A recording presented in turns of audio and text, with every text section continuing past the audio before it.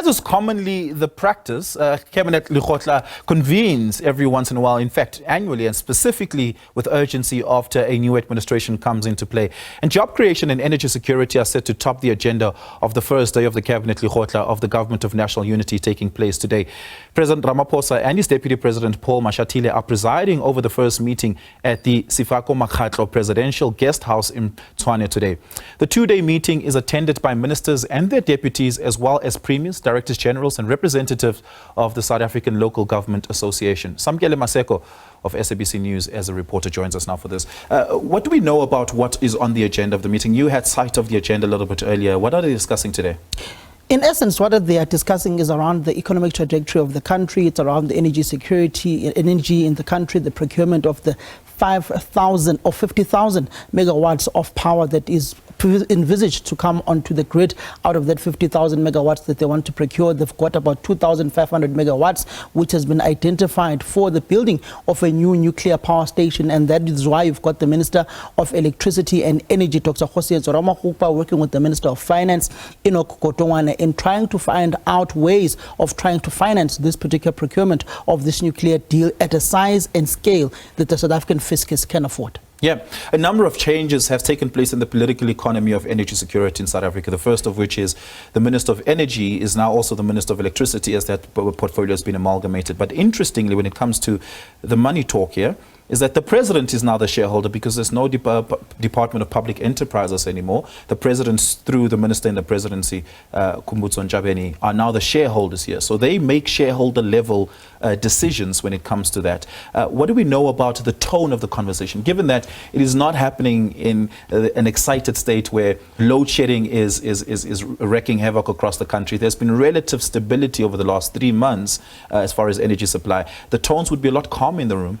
The tone is a little calmer in the room, but what we do know is, particularly with the energy mix that South Africa is looking at going on forth on with regards to, you've got the Windows 7 of the Independent Power Producers, IPPs, that was issued out by the then Minister of Mineral Resources and Energy, Gwede Mantashe. It will be wrapped up by this Minister, Dr. Ramaphosa. But what we do know essentially is that the President has been very open-minded around the procurement of energy within the country, from independent renewable energy, which is mixed with the base load within the country. You've seen a change of heart from the former Minister of Environment within the country. That would be the current Minister of Transport, Barbara Creecy, in change of heart, particularly after the closure of Komati Power Station in Mpumalanga, and how that informal economy was particularly destroyed. So they are looking at strengthening the base load within the country, which is coal, supplementing it with the cheaper forms of energy generation, which is nuclear. You've seen the Minister of Electricity saying that Kuberg is one of the cheapest ways to generate electricity.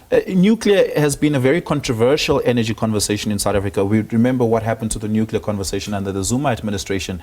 Why is there a softening of heart this time around nuclear? To point it clearly on this point, Oliver, the issue of nuclear during the era of President Zuma, it was at a large scale. It was 9,000 megawatts that was going to be procured of a nuclear power station that was going to be built by the Chinese and the Russians. This time around, it's been lowered, looking at South Africa's fiscal constraints that are currently there.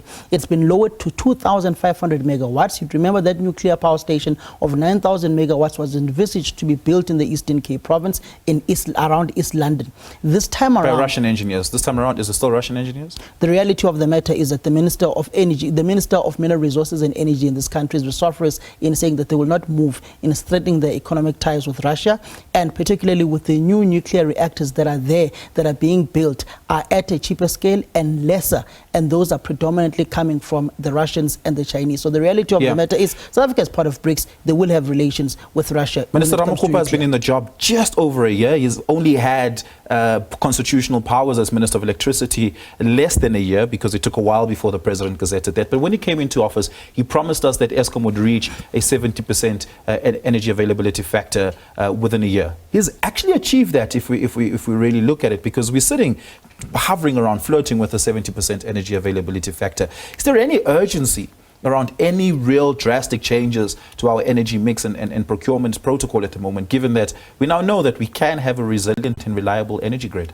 The truth of the matter is, when you've got a project manager who's a civil engineer or an engineer by profession, they've got a basic understanding of engineering prescripts, what is required. They've got the right people leading this particular power utility. Look at the history of Dan Morkane, a chemical engineer by profession, who has dealt with nuclear reactors in his previous life. So this procurement of a new nuclear power station is backed up by expertise in experience. Look at Dr. Langerman, who presented at the Cabinet Lekgotla today. He spoke about an energy mix that is largely anchored around nuclear and how South Africa needs to look at that particular economic space in order to grow the economy of the country. And that tells you that the government is spearheading with its plans of a nuclear mix that is not only based on the base load of coal in Mpumalanga, but not also to close those power stations. I do remember the Minister of Electricity and Energy was part and parcel of those who said you need to expand the lifespan of this old coal fleet that you currently have. You look at all of the 64 generating units that Eskom currently has in all coal powered stations. There's a specific focus on every unit. Hence, you've got one of the coal powered stations in Mpumalanga, which was one of the worst performing. Just about 2-3 months ago, it became the best performing power station within Eskom, with all of its 6 generating units performing optimally. And a 90% strike rate at that. Samkele, thank you so much for that. Appreciate it. Samkele Maseko, SABC reporter.